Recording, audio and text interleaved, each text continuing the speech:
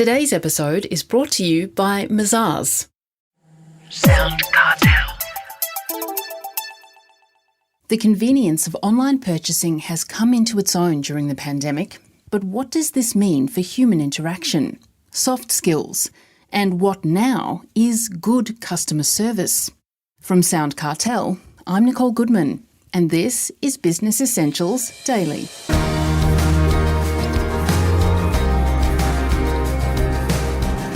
While many of us have been bunkering down these last 12 months, our businesses have relied heavily on technology to interact with customers. Online tools are important, there's no doubt about it, but don't forget the human touch when providing customer service. So says Jaquie Scammell, one of Australia's leading voices on customer service. Old-fashioned manners are as relevant today as they've ever been, she says. Those soft skills from the people on your front line will ultimately affect your business's bottom line. Chris Ashmore asks Jaquie whether COVID has changed the way businesses serve customers, for better or worse. I definitely think it's changed. You know that saying, there's decades where nothing happens and weeks where decades happen. So I definitely think things have changed in how we serve customers. But for better or worse is the question. So whether it's through a lens of convenient online click and collect, or looking through a lens of safety, where so many businesses now having to adjust to QR codes and social distancing and sanitizer and the safety of their customers, there's a lot more to think about. But I think one thing that does remain the same, Chris, is the emotional connection. And businesses still need to be thinking about that when it comes to customer service and thinking about it differently. Do we rely perhaps too much on technology sometimes and forget about that human connection, that human touch? Yeah, I mean, technology is incredibly important, and without it in the modern day world, I think many of us would be lost. And I think one thing we've all experienced these last 12 months is the contrast of absence of human connection. We've all experienced a heavy reliance on technology. I wouldn't have been able to have eaten without technology, given the hard lockdown we experienced in Melbourne, or run a business, for example, or do a yoga class. So technology is incredibly important, but the heart of service is human. And so the world is being strangled by this absence of love, and customer service is something that can bring people together and connect them. And I think the balance of technology and humanness, that overlap, is the magic ingredient, and something that businesses realise and they're trying to get their head around, or they're improving that as we speak. Do different generations prefer a different way to interact with businesses? If so, what can businesses do about that? I mean, undoubtedly, we all understand that there's different preferences in generations when it comes to how people want to be served. So we've got, back to your technology question, we've all got different levels of comfort with tech, for example, and we need to keep that in mind with channels of how we communicate to customers. Boomers prefer traditional face-to-face typically. Gen Xers, they read more reviews, so they're a little bit more choosy in how they decide who they want to buy. Millennials just want you to get straight to the point. And millennials don't seem to be as loyal as what boomers would be to brands and customers. So we do have to consider the multi-generations that we may be serving. But once again, some good old-fashioned manners remain prevalent and needed in society. So making eye contact with people is still going to be relevant, whether you're 15 or 55. Dressing to impress, we're there to serve. So in business, being professional and showing up to impress your customers, being punctual. If you're going to say that something is going to be delivered on time, then commit to that and stick to it. Even certain manners such as avoiding pointing the finger at customers or having private conversations behind the counter.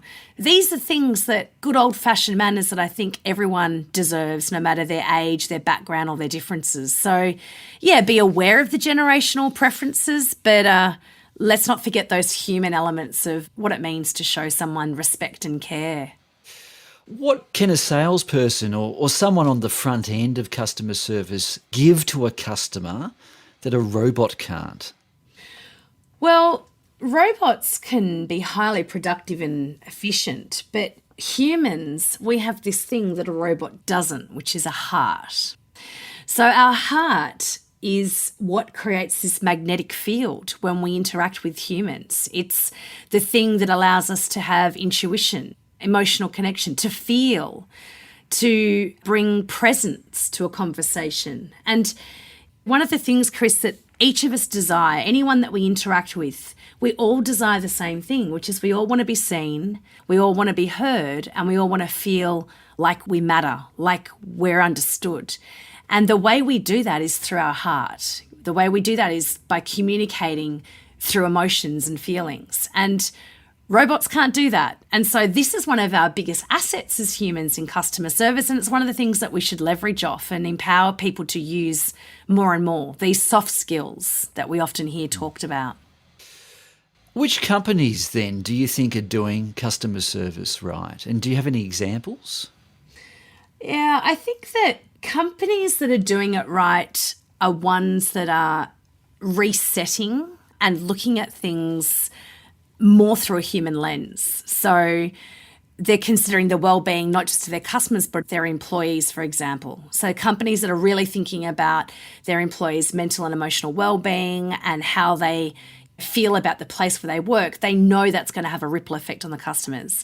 Companies who are giving more choice to customers are probably doing a very good job at the moment. And companies who are actually able to provide a personalised human approach and make customers feel like they're the only person that matters when they're being served, they're the ones that are doing it right. And I think that it's hard to point out a particular company or brand, but what I will say is that I had an experience recently with a brand where one employee made a huge difference for me in the way I felt, which was very negative. But then a week later, same company, different employee made me feel really good about the brand. So what we've got to remember is that it only takes one person to have a bad day, and like it or not, how a customer feels about that interaction with one employee is how they're going to feel about the brand itself. So it's absolutely crucial that every employee owns customer service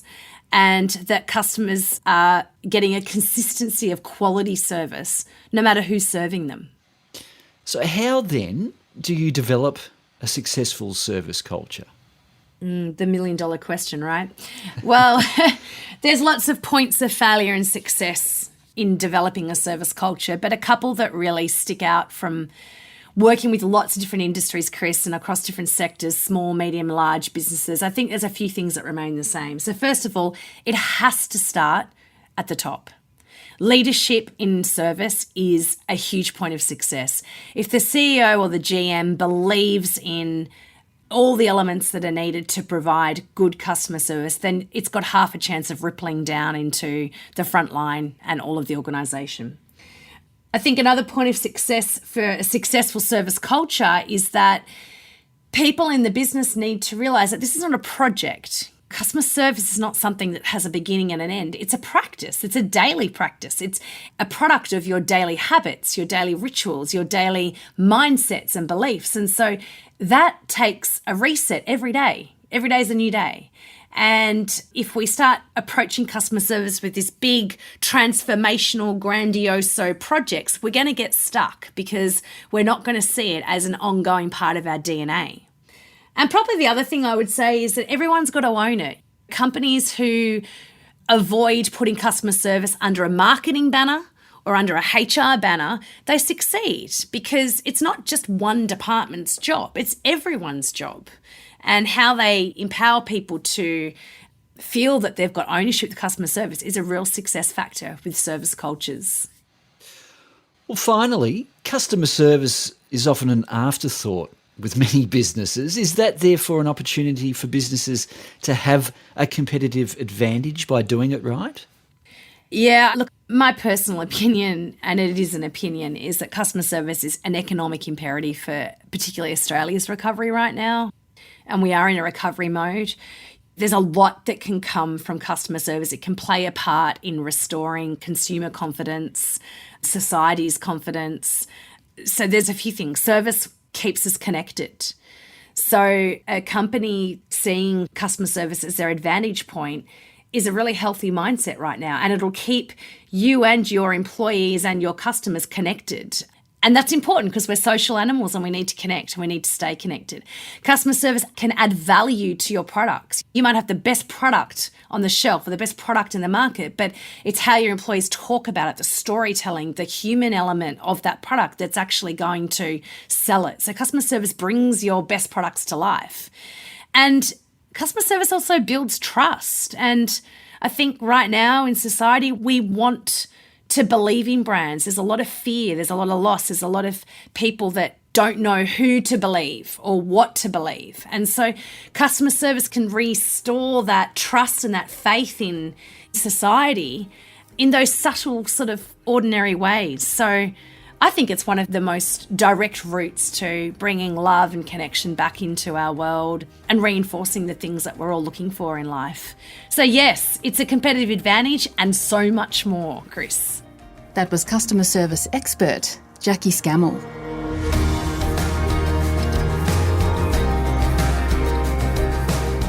This episode of Business Essentials Daily is produced by the team at SoundCartel. Thanks for listening. I'm Nicole Goodman. We'll bring you more Be Daily tomorrow. Follow at BE Daily Podcast across social media and head to bedaily.com.au for more from the Business Essentials Daily podcast. SoundCartel. This episode was brought to you by Mazars. To find out more, visit mazars.com.au. That's mazars.com.au.